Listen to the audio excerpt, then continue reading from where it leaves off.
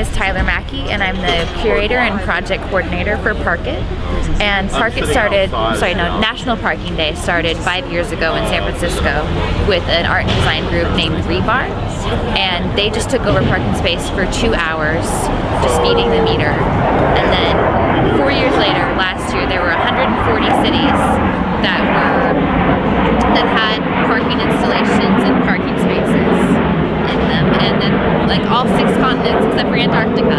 Basically, somewhere on that continent there were multiple parking stall installations going on. And this is actually the first year that Madison has participated in National Parking Day. And Park It in particular is partially funded by a blank grant from the Madison Arts Commission. And then the rest is just individual fundraising that all of the artists have done themselves.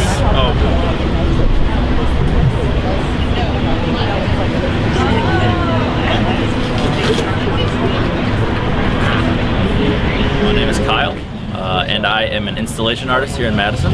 I run the blog justsayingisall.com, a music and arts blog here in town. My exhibit today is farm to school focused, so it's talking about how both obesity and hunger can both be solved with dirt.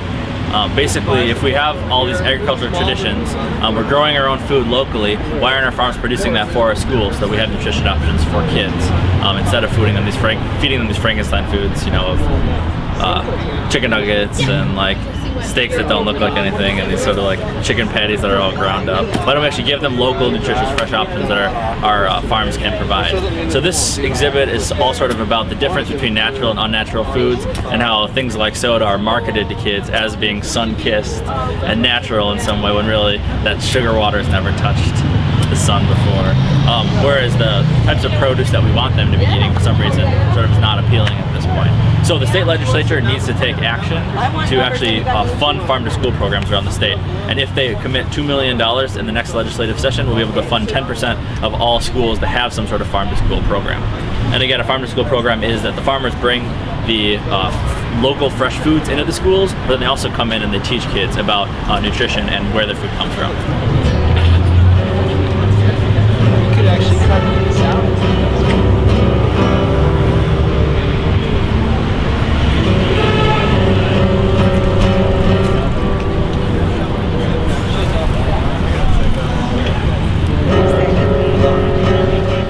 What we're trying to do is draw attention to spaces that have been forgotten or overlooked, and also kind of trying to draw attention to how some of these spaces, they're park spaces, but at the same time they're not always intended for public use, or they're not very accessible for use by members of the public, or you know, some of these quote-unquote park spaces are almost like easements between private property, and you know, people treat it as though it's part of their own yard. And some of them, just when people ask for more green space, a lot of times the city will point at some of these spaces and say, oh, well, you guys already have plenty of park space, but really a lot of these park spaces aren't really intended for the public use at some level.